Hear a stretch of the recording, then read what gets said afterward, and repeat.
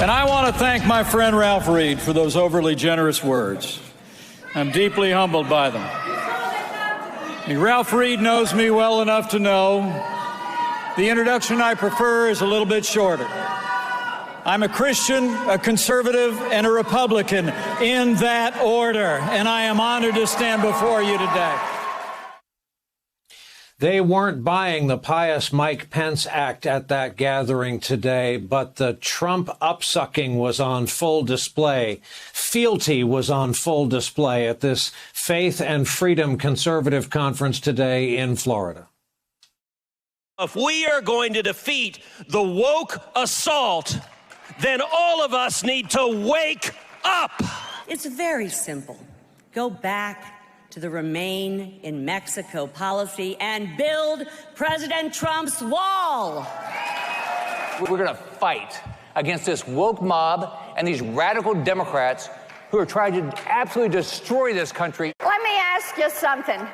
Do you miss President Donald Trump?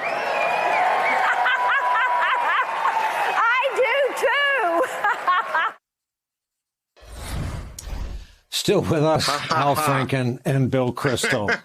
Bill, not even a supplicant can catch a break these days. I heard you, Bill, on another broadcast tonight make the best point that I'm going to ask you to repeat now. It would have cost Mike Pence nothing other than a few seconds of his remarks to do what? Well, when some people in the crowd started to call him a traitor, to say, wait a second.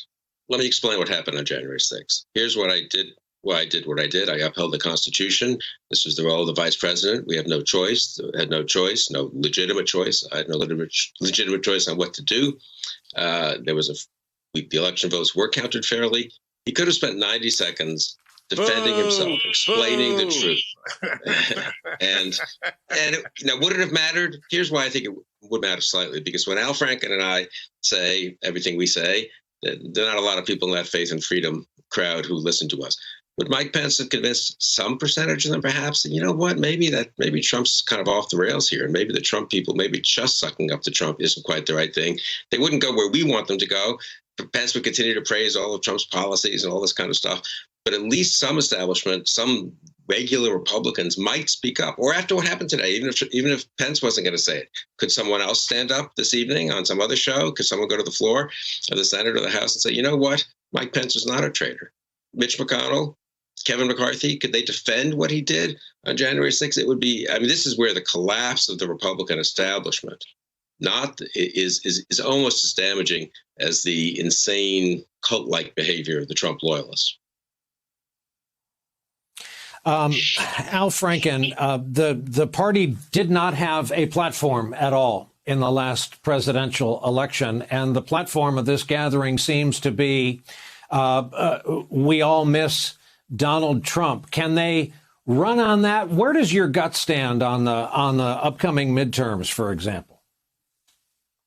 Well, there's a lot of time between then and now, and what Democrats have to do is accomplish stuff for the American people. I think that's first and foremost, and that I do think means settling on some modification of the filibuster. But look, this guy is such 600,000 people died, and many of them didn't have to. This guy abdicated all responsibility, and we have to make that case.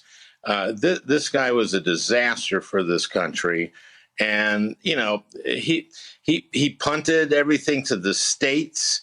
It's as if after Pearl Harbor, FDR said, this is kind of Hawaii's problem.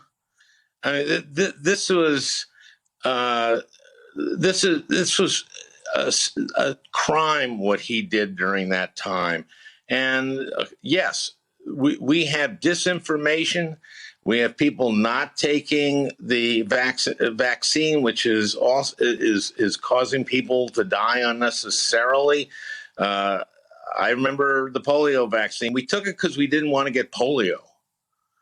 And we are now in a very bad time where you're seeing the kind of disinformation that you're seeing from people that I think know better, like Tucker Carlson.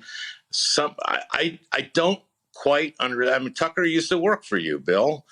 He knows better. But this is I don't know what this is about. It's power or profit or whatever it is, but it's sick.